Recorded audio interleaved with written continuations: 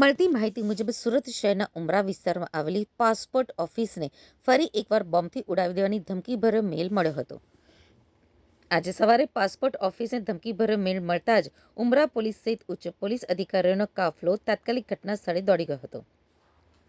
સાવચેતીના ભાગરૂપે ઓફિસમાં હાજર કર્મચારીઓ અને અરજદારોને સુરક્ષિત રીતે બહાર ખસેડવામાં આવ્યા હતા. ધમકી મળતાની સાથે જ બોમ્બ ડિસ્પોઝલ સ્ક્વોડ અને ડોગ સ્ક્વોડની ટીમોને બોલાવવામાં આવી હતી.